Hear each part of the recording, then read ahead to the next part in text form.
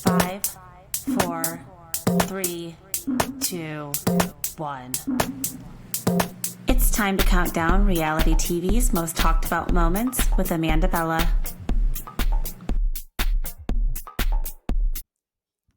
Hello everyone, welcome back to Bella Talks TV. It's Amanda Bella here and recording for the first time from my new house, so the Bellas know.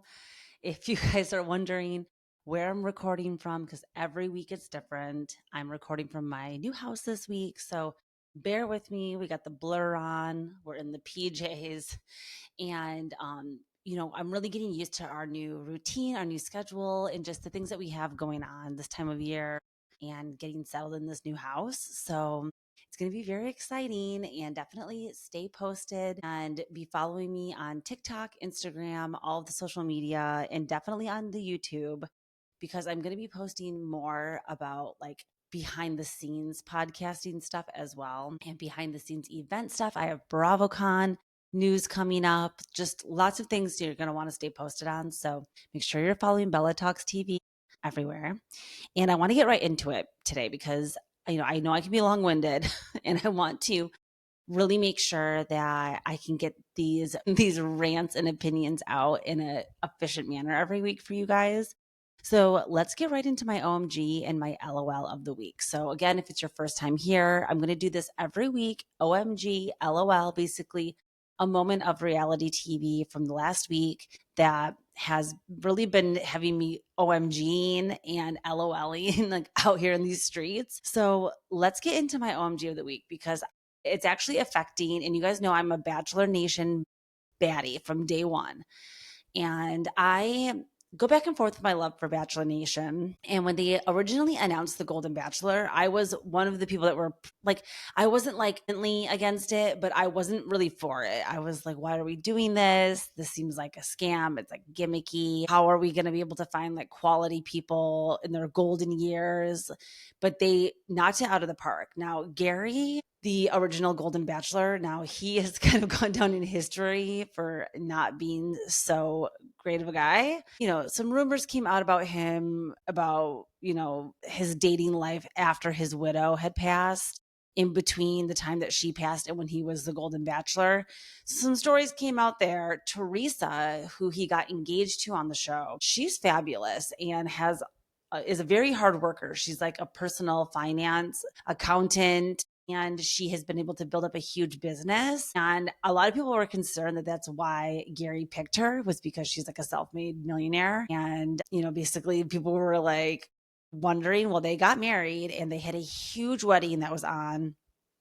And it was the golden wedding, they called it. And it was literally a gold carpet with all of the Bachelor Nation, like biggest people. It was actually really fun. If you have any random interest to go watch that, I'm pretty sure that's on Hulu. It's called The Golden Wedding, and you can go back and watch that. And it's a good way to learn about some of the big players in Bachelor Nation because everybody was there. Like the who's who of Bachelor Nation was there.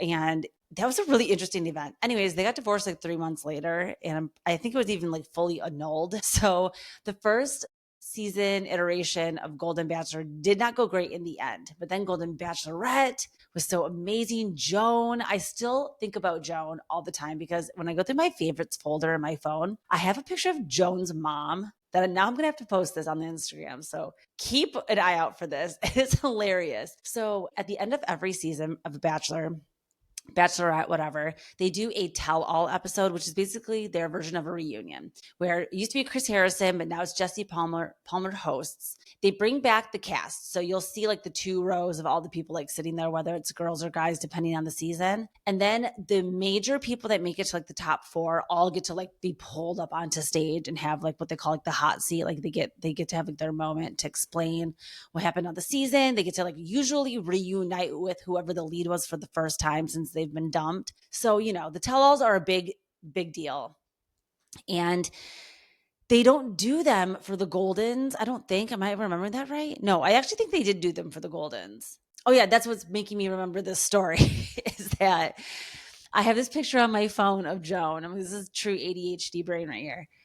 I have this picture of Joan's mom on my phone from the tell-all of the Golden Bachelorette season, where they hand out pizza to everybody or burgers or something. Like they're giving food to the audience for some reason. And Joan's mom is just like going hard on a burger or something. I can't remember what she's eating, but like the camera zooms in on her. She's, I think, 100 years old.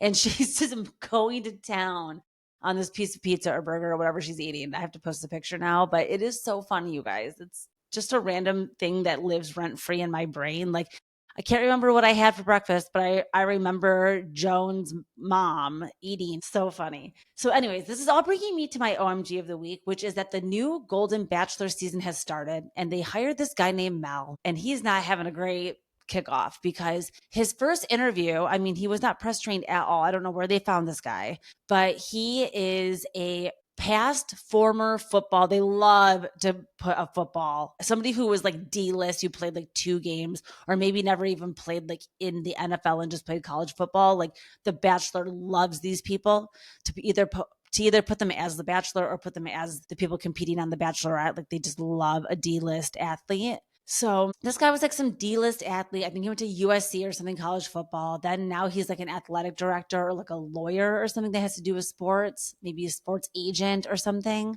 So yeah, we already can just tell, ladies, if you know, you know, he's already going to be a D-bag. Well, he went on his first interview, and I don't know if he's on The View or Good Morning America or something, but he said he didn't want to date any women over 60. Boo, this is the Golden Bachelor. Oh, they rebutted this with literally casting women only over 60. There's only one woman who is 59, who's actually friends with Heather McDonald. If you're a juicy scooper, she was talking about this on her podcast, that one of her friends got cast. She's 59 years old.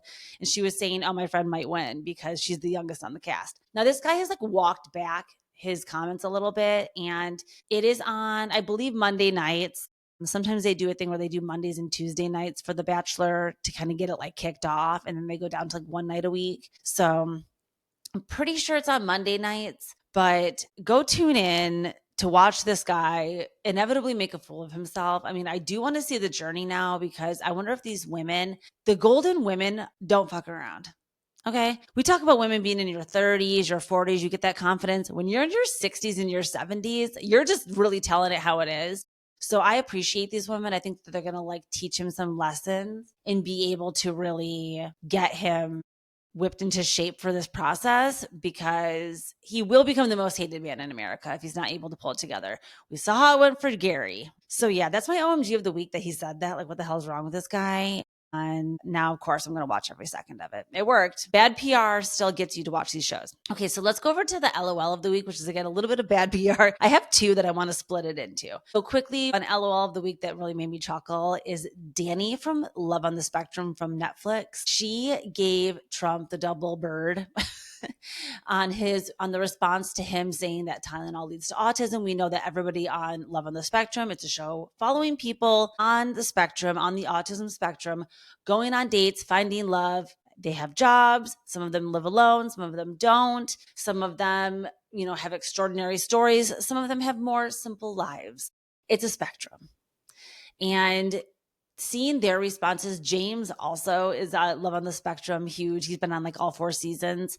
He is incredible. He also had a response to Trump about this. He famously is really, really passionate about women's health rights. James is. He's just like pro your body, your choice. And he's kind of famous for that. He's basically a liberal icon. So anyways, if you don't know about Love on the Spectrum, go check out that story. I'll also post the picture of that and some info on my Instagram. And I wanted to also share the LOL of the week with the Real Housewives of Potomac, not the reunion, the season. Are we going on season 8? I think it's got to be season 7, but let me double check, because I've been rocking with Potomac since day 1. I am a day oneer. And I'm shocked. Okay, let's see. I saw something about season 10. No fucking way. Are we on season 10? Holy moly. I feel old. Like, I don't have kids, so I measure my time in Housewives seasons. And I'm like, okay, 10. I have a 10-year-old child called Giselle Bryant. It's not possible that I've known these people for 10 years, especially Karen. Oh my gosh, that just really rocked me. I thought we were only on season 8 or 9. So season 10, the season 10 trailer, it's actually the first 6 minutes. So it's not really, it's a teaser. It is incredible. Now, Ashley and Giselle, the women in Potomac are doing literally what no other cast can do. Salt Lake City's trying to do it. They're trying so hard to do it, but I don't think they're really achieving it because they're really sloppy. People are still loving it, but we'll talk about them more later in this episode. Now, just straight up, Giselle says, Karen, it's Giselle and Ashley standing in the kitchen at Giselle's house, filming for the first day. Obviously, it's like the first day they pick up cameras. Giselle's like, Karen's in jail. Ashley's like, yeah, in the elderly section. And they're like, oh, we have to just pray that she's, getting at least AARP prison treatment. I mean, the way that they're talking about this, it's just like, even Atlanta, I think, would gag a little. Atlanta was obviously ruthless. Nene, Kim, even Candy at times really went for the throat. So I just can't believe that we're on season 10 of this. And I can't believe they're talking about her in this way. I mean, I'm so happy Karen's out of jail. I talked about this on my last episode already. The Grand Dame is out, but she did say going into prison, she was no longer going to be the Grand Dame. She was like retiring the title and she was going to come out of prison as Karen and we're going to meet Karen. So I'm ready to meet Karen. I'm also ready to see Ashley and Michael's official divorce. Now, I saw somebody else. I really wish I could give credit right now. I'm going to have to think about it. But I saw somebody else posting about how iconic Ashley and Michael Darby's entire storyline, Michael Darby as a character. I'm like a Darby stan. Like, even when Ashley is pissing me off and just giving me nothing and giving me scripted and giving me Jack Harlow, Josh Harlow from last season. I loved her on Love Hotel. Like, her and Ralph, like, their thing was so real. Like, when you love somebody who's totally the human definition of an ick, but somehow you can't help it. You just like, there's something about them. Their love story was so funny. I think she just is into older men and she just needs to kind of accept that too. Like, quit even trying to play like you're going to act like you're going to date some guy your age who like wants more kids. It's not happening. Actually, I can see Ashley having 2 more kids and like wanting a girl and having like a split family. I could see that. Anyways, I'm dialed in for this new season of Potomac. I just was laughing out loud at the way they were talking about Karen being in prison. That was insane. Okay, so let's move right into my top 5 countdown of the week. Again, if it's your first time here, I'm going to count down reality TV's most talked about moments. It is always, again, a spectrum. Bravo, Plathville, TLC, Gypsy Rose,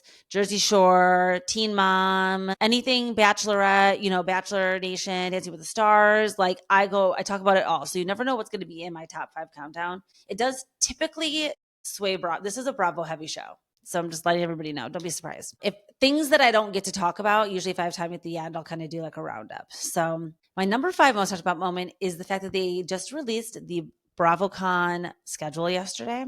And I haven't looked at it yet. And everyone's talking about how Carol is on a panel. So Carol is confirmed. I want to see what other OG Roni people are going to be there because I'm curious myself. There's so many conspiracy theories about like there being an OG Roni, something being announced. And I kind of want to know what's going on here. So let's look up the schedule together. So Thursday night, which I am arriving Thursday around noon into Vegas. And that night is the BravoCon live, the Days of Our Wives, 20 years of the Real Housewives show. It says it's from 9 to 11 p.m. I'm not sure if that means the show is going to be a 90-minute special, if it's going to be a 75-minute special or only an hour. I'm not sure what the filming, if it's saying 9 to 11 p.m., because I know I've been to other filming and obviously been to all the BravoCons, all the Fan Fest events. So I know when they're doing filming, there's a lot of downtime in between these panels and stuff where it's not like it's jam-packed. So when they cut them down, they put them onto Peacock, which again, with Peacock, you will be able to see all of the panels and all of the things going on at BravoCon. So if you can't make it, go on there. You'll be able to see the filmed versions of all this. So you won't get to see all of the behind the scenes stuff, but all the backstage stuff. But I'm excited to hopefully be boots on the ground for you guys and be reporting live, reporting from the Bella Talks TV podcast feed and from my Instagram, TikTok while I'm there, keeping everybody updated. So that's on Thursday. That sounds like it's going to be 20 years of the Real Housewives. So a lot of the OG, I think that's why they invited people like Lisa Rinna. She was recently in the press saying that she declined her invitation to come to BravoCon. And it's like, okay, yeah, they invited pretty much everybody. Every housewife was invited. So don't get that excited. Okay, so let's go on to Friday, which is the next day, Friday, November 14th. The first panel of the day is called Peaks in the Valley. So it's going to be all of the Valley crew kicking it off Friday morning, 10 a.m. I'm going to be with the Valley crew. Jax is not listed on this, just so everybody's clear. He has been disinvited from BravoCon, which I think is bullshit. He's not a threat to come there. He's not some public safety hazard. I'm over it. Okay, after that, there is going to be a thing called Bravopalooza, which is always sold out and I can never get tickets to every single year, which is basically an experience where all the Bravo celebrities are dumped into the floor and it's kind of like a bar and everybody walks around for 45 or what is it? It's an hour and 15 minutes. So an hour and 15 minutes of basically mingling and walking around and checking stuff out in there. There's also a live stage where you'll be able to, I believe, live stream, and they have people hosting the stage where when I was at FanFest, they called it like a doorbell stage where you never knew. It would be like ding dong, and you would have to like run to the stage. It would be a random Bravo celebrity that would come out and do an interview, and you're there with like 20 other people. It's really a very small stage and very an intimate setting. One of my favorite experiences of BravoCon is this Bravoverse live stage. So don't skip out on that if it's your first time going. That starts, and you never know who's going to be there. That starts at 10 a.m. also. Okay, then at the glam stage, there's something called Reunion Roundup, which is Robin Dixon, Teresa Giudice, Drew Sidora, and Dr. Simone. So that's interesting. They're going to be talking about fourth wall breaking and things that go down at reunions. So that's interesting. Okay, Potomac takes Vegas. There's a Potomac panel that starts at 11:30. And then at, oh my God, okay, you guys remember, this is my first time looking at this. So I'm like getting fresh eyes. There is at the Bravoverse live stage that I was just talking about at 11:30 for 20 minutes from 11:30 to 11:50, live from Las Vegas, Ariana Madix is here to spill the tea. I will fucking be there. Okay.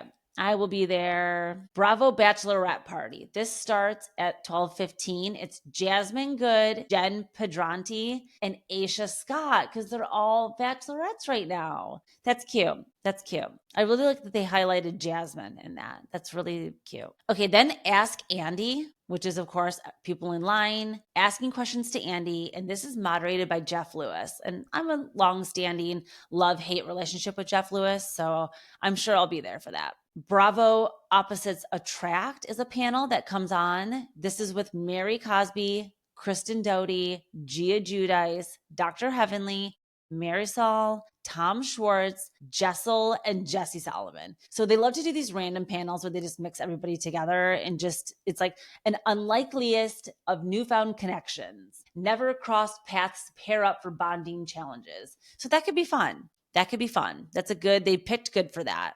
They have a besties segment going on. This is going to be Cynthia, Teresa, Tamra, Teddy, Alexia, and Sutton. So they're all going to be there doing a BFF panel, passing the torch. Ashley Darby, Reza Farahan. There's somebody called Shay Fruchter that I have seen on a couple different things now. Oh, this is the panel with Carol. So I guess they're going to be talking about Bravo legends. Welcome. Who is Shay Fruchter? You guys, I'm like a Bravo stan. Like I am a historian. Who is Shay Fruchter? Oh my God. Oh my God.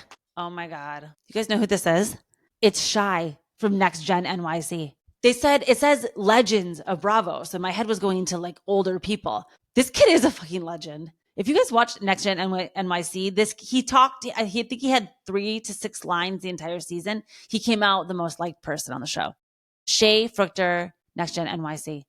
He says, from growing up between Israel and China to transplanting into suburban New Jersey high school, he is incredible. I love him. Oh my God, that makes me so excited, you guys. So he's going to be on there with Carol Radziwill. So Carol's going to be passing the torch to him or something like that.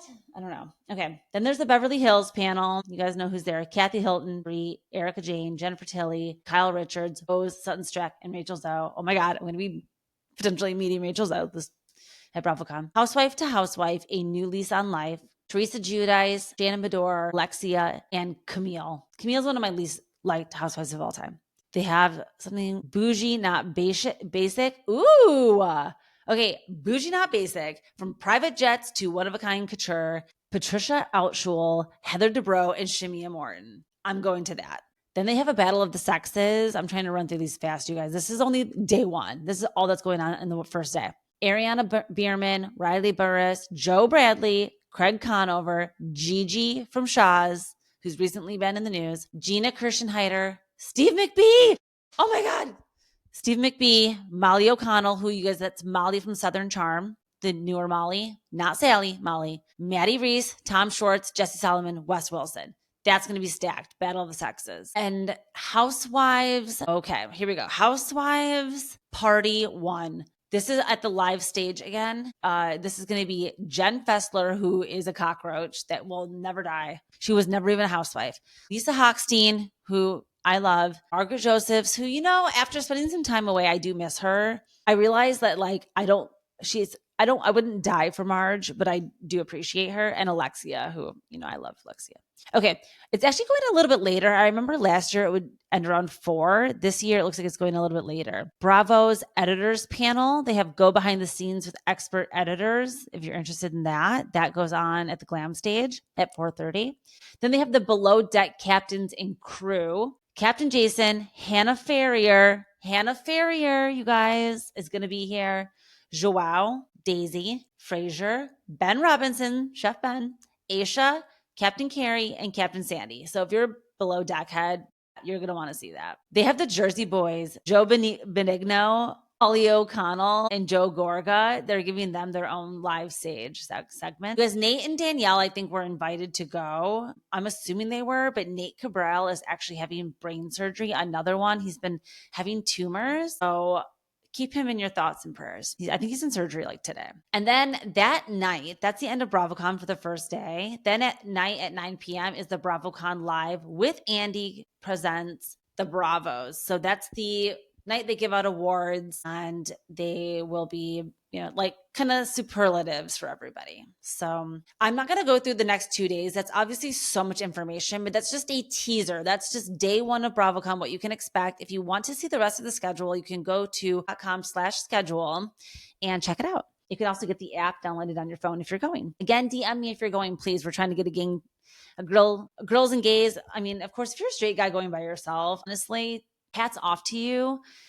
Hats off to you. If you are a single straight man going with other single straight men, I've never seen it. And I've been to all of these events. I'm just saying, if you're doing that, good for you. Okay. So anyways, that was my number 5 most talked about moment, the announcement of the BravoCon schedule. So let's get on to my number 4. We have to jump over onto the West Coast and talk about this budding feud. And this kind of leads us into BravoCon also talking about squash the beef, because currently we have Scheana and Lala feuding. We have Tamra and Scheana feuding. And we have Lala and Schwartz doing a rage bait post saying soft launch, so soft that it's not even real, because you guys have never dated, never will date, have no interest in each other.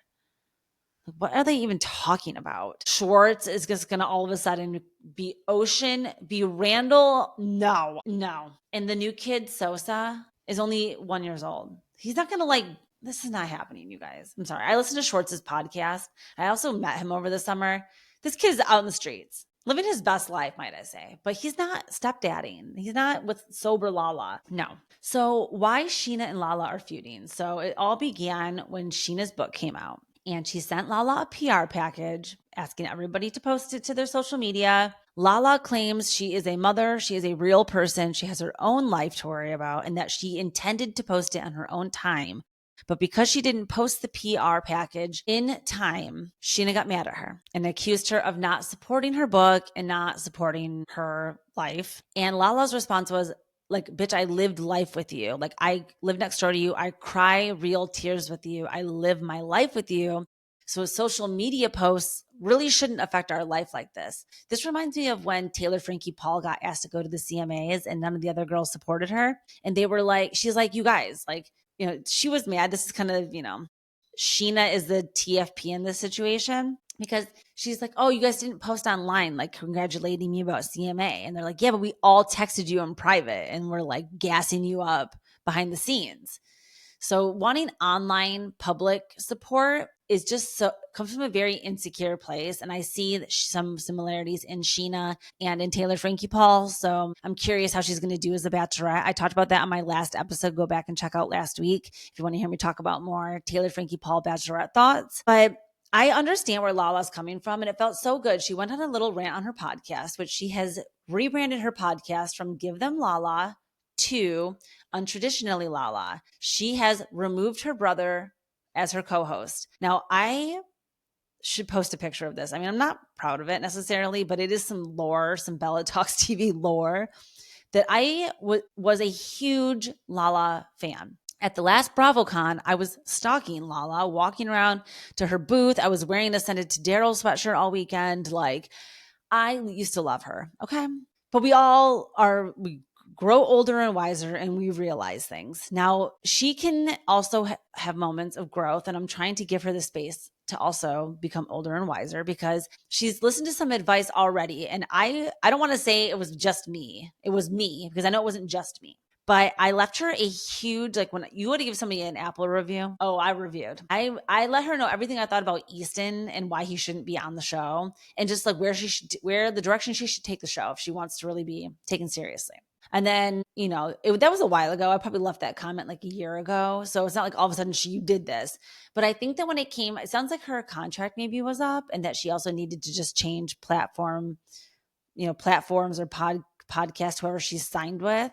So everything changed: cover art, name, co-host, structure of the show, the point of the show. She's trying to go deeper. She's trying to not just talk about sex or like weird stuff or like have black scent or talk about, reality TV. She obviously can't talk about Vanderpump Rules anymore, which was really her bread and butter for a long time, especially during the Scandival year that she was making all of her money from. Especially with Shenanigans too. They really were making a lot off of talking about Vanderpump Rules. And we know now Vanderpump Rules, they're not on the show anymore. Lala has supposedly also taken, it was either going to be just Lala or Scheana coming onto the Valley. And they were basically competing for a spot and Lala got it. Lala must have more organically and authentically just had more drama going on with the group. And she's gotten very close to Michelle, which I find interesting. So she's going to be an op for Jessie. And I don't enjoy that, even though I have seen pictures of Jessie and Michelle together recently. They posted on social media, them hanging out. Remember, Michelle's not with the Honey Eye guys anymore. Aaron, they broke up. So I think that they had to remove a photo that Bravo made them take down. This is a conspiracy because they were together. And I'm wondering, like, is there some rekindling? Is there going to be some kind of, remember, they were not legally divorced because they didn't do the paperwork right and pay the lawyer right, which Jessie, I think, was sabotaging to try to get her back. Are they going to end up being an iconic Bravo couple, Michelle and Jessie? Like, I just have a feeling. But wait, the new girl is also filming Jessie's girlfriend. So what am I even talking about? Lacey Nicole. She's also going to be on there, unless there's going to be some weird love triangle situation. Like, is Michelle going to want to go after Lacey to try to get Jessie back? Like, is she wanting him back?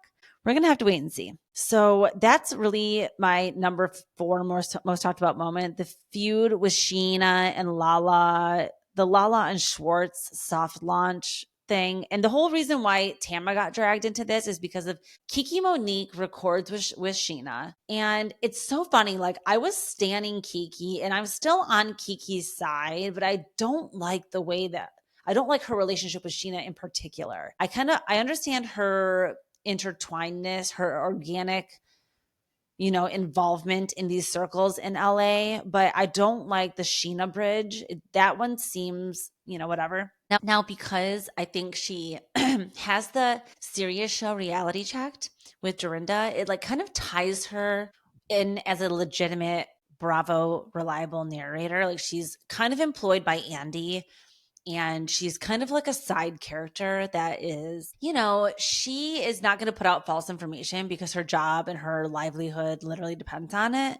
So I do trust her in that sense. I don't know why what she sees in Scheana. To me, Sheena's kind of the antithesis of who Kiki is as a person and the people that she does surround herself with. Not that I know everything about her life, but I just, Jock Peterson from the Daily Mail. And then there's I listen to his Patreon podcast also. He's friends with Kiki, and he's just more of a real person. And then also her friend Cece Boom, who I've met Cece also at the last BravoCon.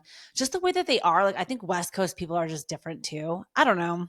I just don't understand why Kiki is still in the middle of all of this when the last like couple of weeks, even Katie's not on the show anymore. So this Kiki stuff should start to die down. But Scheana decided to also say something it was on Teddy's podcast. Tamra was not co-hosting because if you guys don't listen to Two T's, I listen to every episode. They frequently bring in Erica Jane. They bring in Dolores.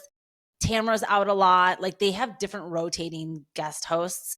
Anyways, Teddy was talking to somebody, I think one of the producers for one of these episodes, and she decided to bring up a rumor that it was actually something with Scheana and Kiki conspiring to be able to get Scheana onto OC. She wants to be a Real Housewife of OC now. And I am definitely sick of these angles from Scheana. And I do think she plots and plans to get herself on these shows. And you can just tell everything is calculated with her. That's why I think with Lala, even though she's the same way and she's like, I got to put bread on my table for my children, and she does look at it as a job and she doesn't look at it as just living her life and there's cameras there, she must be better than Scheana. I think Scheana is just trying so hard to self-produce and produce everyone around her. The producers are pissed off by her, especially with the book that came out. Anyways, all roads, lead back to Tamra on this one. And somehow Scheana started saying, oh, Tamra was talking about me on Two T's in a Pod. And again, like if you don't listen, you don't realize Tamra's not really always on every episode.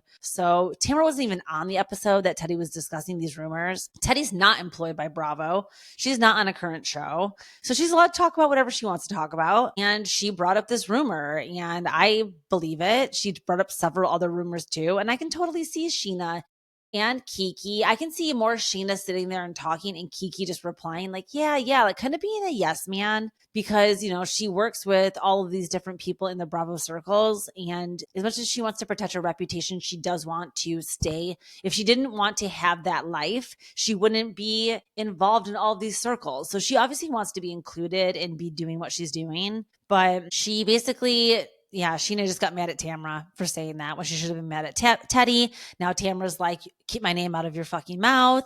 I'll see you at BravoCon. We're going to have to squash the beef.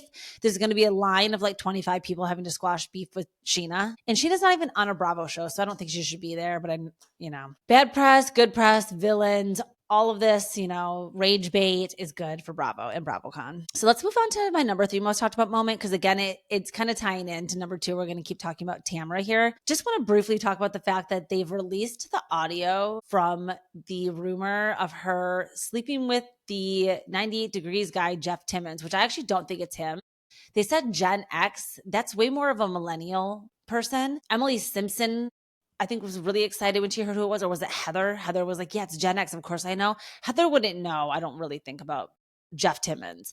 So I think it was actually somebody more from like a 80s band that is more recognizable. A good point that they brought up is that whenever you're recording music, like it's never 2 people. There's always at least 3 people because they need to have, a producer. They were just laughing about how, like, was there just another guy sitting in there, like doing sound, like listening to them, The point is that Gretchen is trying to accuse Tamra of cheating, having an affair on either Simon or Eddie with this boy band. I think it was somebody from New Kids on the Block. Somebody said Donnie Wahlberg. And I think that is a really good guess because they're friends with Jenny McCarthy. Jenny McCarthy runs in all those circles out in the OC. I think when they said Donnie Wahlberg, I think she said Donnie when Tamra was with Donnie. And that's why Tamra was like that. I'm like offended almost because we're friends with his wife and we're all, running in the same circle. So don't try to put some rumor out there that like I had an affair with him. And it was clear that this entire thing, the only reason why Tamra was singing and why she was even doing this song was for charity for that No Hate campaign, which used to be as big as the Got Milk ads. So it was when they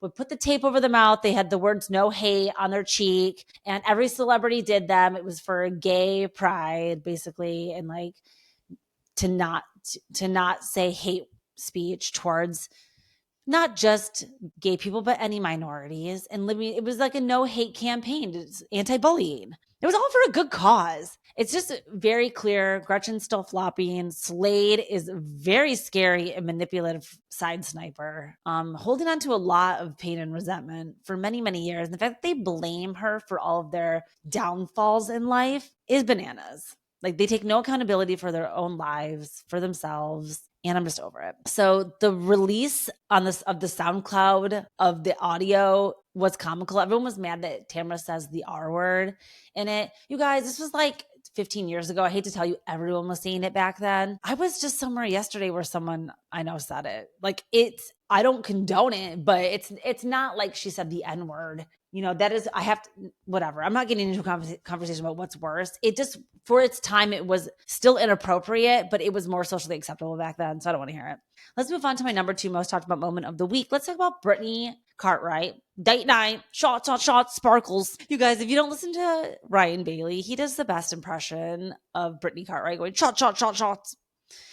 Now, Brittany was the first person to quit Special Forces. It is called the world's toughest test. It's like a military-style boot camp test. Brittany's competing with a lot of other reality TV stars, Cody from Sister Wives, Brianna from Barstool, Brianna Chicken Fry, Teresa and Gia Giudice. There's a bunch of other people on here, but Brittany was the first person to quit. And it is sad that she cites Jax predicting this, telling her, you're going to be the first one gone. You're never going to finish this. Now, Brittany says that she was there 7 days before the first day. So when everyone's like, oh my God, she literally lasted the first day, she was there, she says, for 1 week before. It was the longest she's ever left cruise. Now, look, I have a heart. You guys know I'm not a Brittany fan, but I can empathize with the fact that she left her autistic son for the first time for a week, and her ex-husband, they're not legally divorced, you guys, by the way. Like, until they're legally divorced, I have a feeling there could be a reconciliation there when they realize how broke they are without each other. Money makes you do crazy things. So I don't think they're going to really be able to survive in life without each other, but we're going to have to see. Now, Brittany is dating this guy. Oh my gosh, you guys remember the paparazzi pictures that came out a couple of weeks ago of him like holding her belly? And then Gigi commented on it saying, are you pregnant? Is this a pregnancy announcement? And then Kristen was fighting with her. I just want to remind you, Gigi, Kristen, they're all going to be in Brittany at BravoCon. And I'm sure they should have to do a squash the beef. I mean, that cannot be good. The Valley Persian style versus the Valley. We can't have drama going down like that in the Valley. I need all of my Valley people getting along. So I love Gigi. I don't want Gigi saying that, because that does cross the line. Like, Brittany, one thing I've realized about Brittany is it's like, why isn't she on a GLP-1? And I know that is so fucked up to say. And I've realized this is like a new prejudice that has came up in the last year because of Ozempic and stuff, is that now when you see somebody that's bigger, you think to yourself, like, what's wrong with them? Why aren't they just like using Ozempic? Because it seems to work. And I know that there's side effects, which is what I'm getting to. One of the side effects is that I believe you can't drink alcohol on it. And it's the worst kept secret of the Valley that Brittany is a functioning alcoholic, and that's why she has so many health issues, stomach, GERD, whatever. And I'm wondering if that, she not being able to drink and withdrawing and going through that process. Remember when Tom Sandoval was in the Trader's Castle and had the pit stains and stuff? Like, withdrawal is real, and they're not even getting to, I don't know if Brittany can go that long, is what I'm saying. So I wasn't really that shocked that she quit. Between cruise, between not being able to have shots. And I think also, just like with Jack, they are codependent on each other and their drama. Even though she says she wasn't physically ready, and like, girl, we know you. And I'm glad that she can admit that she did no training whatsoever. And it's extremely physical hard. Like, you see Teresa, who's in great shape, and then a lot of these other people who are in great shape, like, they have a hard time. Did you guys know that Nick Viall won season 2 of the Special Forces? I didn't know that because I didn't actually watch the whole season, because I watched season 1 and it was so boring that I just was like, couldn't do season 2. That was Tom Sandoval and JoJo Siwa. So I watched a lot of clips. And then season 3 was the one with Denise Richards where her breast implants explode. And I actually never went back and watched that. Season 4, I'm going to have to start watching, you guys. I think I'm going to have to tune in. Let me go back and watch episode 1. But I just cannot believe Brittany is out. I can't believe it. I can't believe it. I thought that her hatred for Jax would fuel her. I think that it just wasn't the right show for her. Now she got $25,000 just for showing up.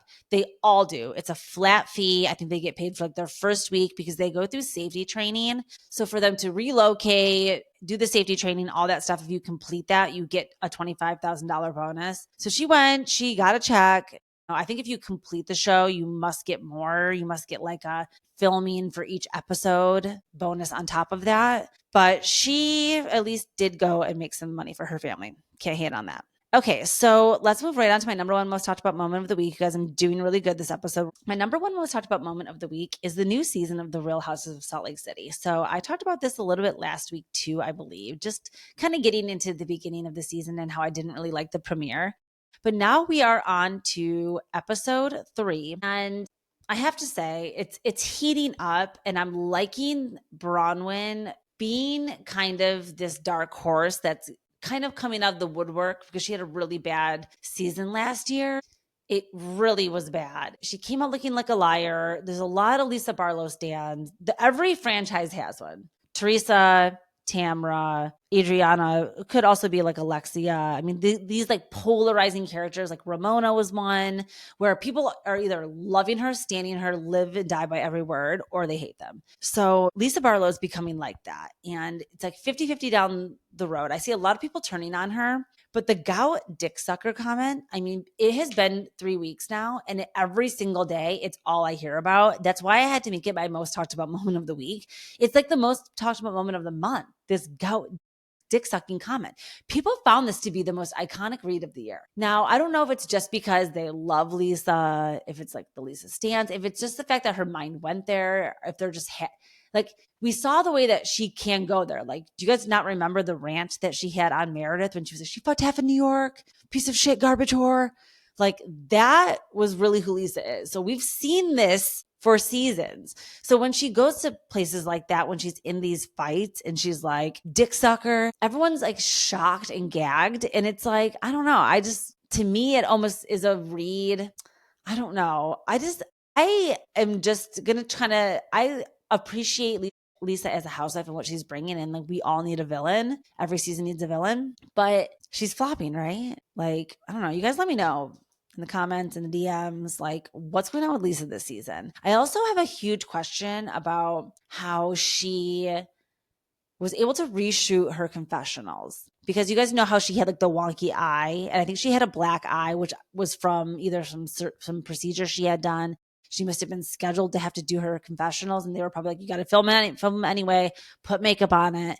We can't like reschedule you. Because again, remember, she took a long time to film her contract because she was playing games and didn't want to resign and acting like the big dog, doing big things. So I think production and everybody was just like, okay, get in a chair and shoot the confessional. We don't care if that you have a black eye. Well, it was like, everyone's been talking about this black eye. Now it's probably, that could have also been the most talked about moment of the week, is Lisa's weird eyelash in her confessional. Now, people are like, does her glam team have it out for her? Like, is everybody around her conspiring? Because I do want to know, like, is this the beginning of the end for her? Is this going to be a huge crack, or is this only going to like make her stronger and more beloved? Kind of like how on Katie's season, everybody on OC was ganging up on Katie, and she's like this unsung hero now. It's the Shannon Bedore effect. Who else gets drunk, hits a house with their dog in the car, pretends to get out and walk the dog with a bloody face down the street? And people are like, oh my God, my hero, all season last year. People were loving Shannon. So I have a feeling people are just going to be loving Barlow and her wonky eye and her threads all year, even though she's clearly an awful person. So I just want to see how this season is going to start to play out. Looks like Heather's starting to get a little bit of a sniff in the air that you don't want to be on Lisa's team. You don't want to be sitting on Lisa's couch this year. So again, I'm curious, like, who's going to be the one that stands by her side and is her true ally this year? Who is it going to be? Is that why they're bringing in Amy the socialite? Because she was in last night's episode now too. And I'm like, is she supposed to be there to be Barlow's ally? You can tell that the production was kind of scrambling with the beginning of this season, but it's coming together. It's coming together. Remember, they picked up cameras very, very, very quickly after the Porta Vallarta, Vita, Bezos trip finale last year. So I'm very curious how the rest of the season is going to go. So yeah, that was really my number one most talked about moment of the week. Like the only two things on my list I didn't really get to talk about were, one, what do you guys think that the Real Housewives of Miami reunion bombshell is going to be? Because there's a lot of rumors online. Of course, some people are saying like Julia and Adriana had an affair. I do not think that that's what the bombshell is. I've seen some rumors that Julia and Martina did not actually adopt the boys and that they have gone back. Now, that would probably take 1 second of me going on their Instagram. Like, should I just do it now and see if they have them still? Because I don't want to be misinformation over here. But let's see, Julia. Let me see the latest picture of the boys on the Instagram feed. Oh, you guys, I'm scrolling here for quite a few minutes and I have not seen one of these boys. Okay, let's click on a picture. I'm all the way back in July of 2024 and I'm not seeing one of the boys still. But hold on, we're still scrolling here. I want to see, are we going to find the boys? Maybe she's never posted them. I don't know if she posted them and she took them down or if they were just never posted. If you go to her social media, you will never see, as far as I can see, I'm back now in 2023 September, not a Jackson or Luca to be found. So is that going to be the bombshell? Is the bombshell going to be that Martina and Julia have filed for divorce? Let me see. According to their Instagram, I mean, no. It says, on this day, 11 years ago, I said yes. A beautiful memory to celebrate. The U.S. Open will always hold a special place in our hearts. So they got engaged at the U.S. Open. This looks like the most staged photo ever, you guys. Look at this photo. Can you see? Of her. Oh, sorry, I have the blur effect on because my calendar was behind me. This is Martina down on one knee at the US Open, and you can see Julia's like looking up with her hands, like, I'm so surprised. Oh my God, the next one's even worse and gaggy. Like, do you see? This looks so fake and staged. What is going on here?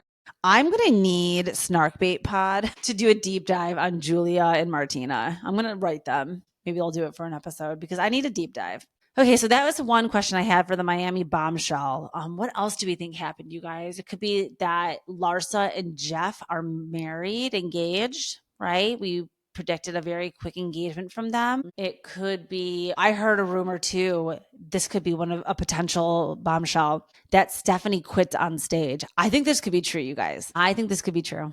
I think that they also leaked a fake rumor that she was already re-signed for next season. Nobody ever re-signs their contract till after the reunion airs. You guys, letters don't go out from Bravo till the reunion airs. They get all of the fan reaction and then they decide who they're bringing back. It's a quick turnaround. It's usually like a week after the reunion, but no one knows who's coming back for season 2 yet. There was a thing coming out.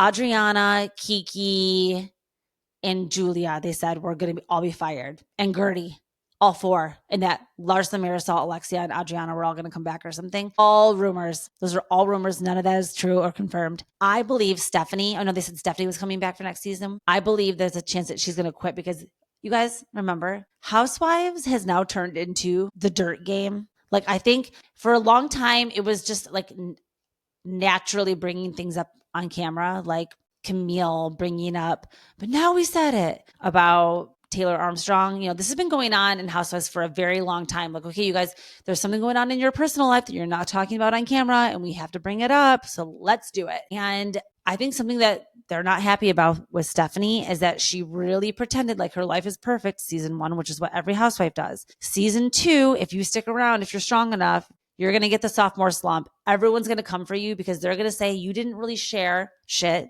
that's going on in your personal life on your last season. So now we're all going to bring it out for you. This all leads to Masood, her husband, who is like 25 to 30 years older than her. He was married before her, potentially married when he met her. And that's where a lot of this drama, there could be potential receipts that are going to come out that prove that Masood cheated on his wife with Stephanie.